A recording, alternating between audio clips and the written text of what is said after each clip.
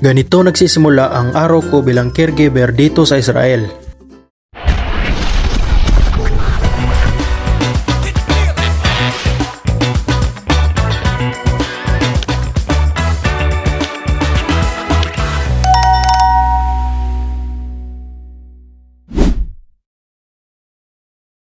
Good morning guys, samahan niyo ako sa isang normal na umaga ko bilang caregiver ni Lola.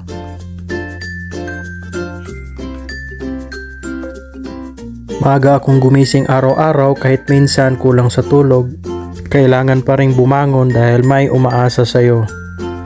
Simpleng ayos lang muna bago magsimula ang araw.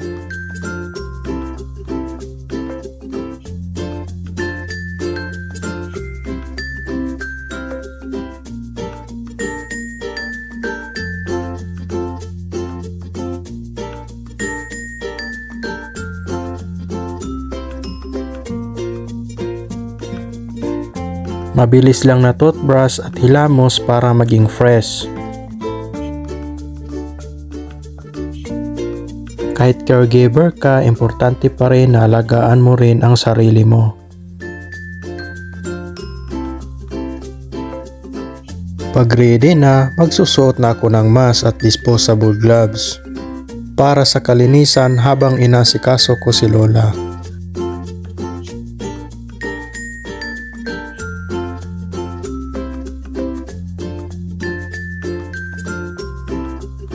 Bago ako pumunta dito sa kusina, ginising ko muna si Lola.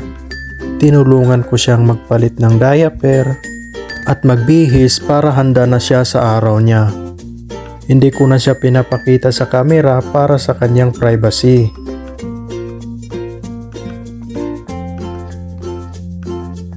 Ngayon naman naghahanda ako ng kanyang almusal. Kahit 75 years old na si Lola, may trabaho pa rin siya sa umaga. Pagkatapos namin maghanda sa umaga, lalabas na kami ng bahay.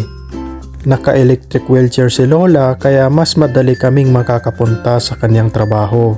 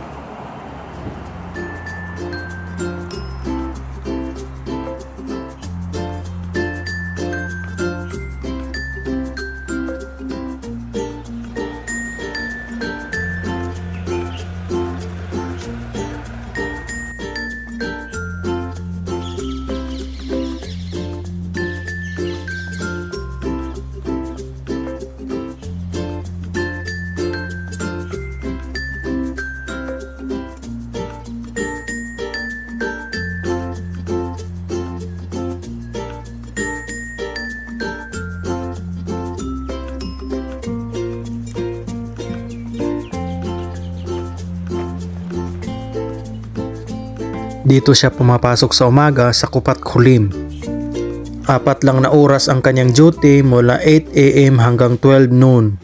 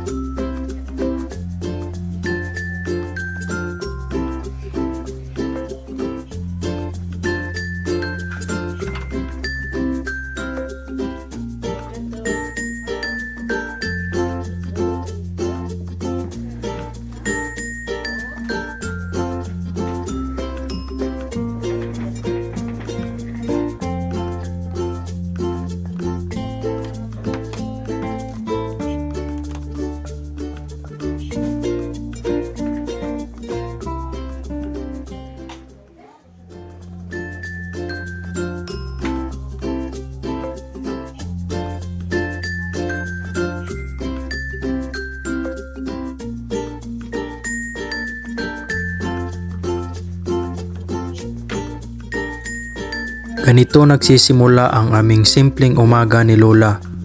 Hindi madaling trabaho ang magiging caregiver, pero fulfilling kapag alam mong may natutulungan kang tao araw-araw.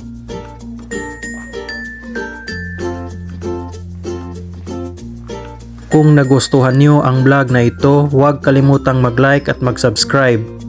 Kita-kits sa susunod na vlog. Bye!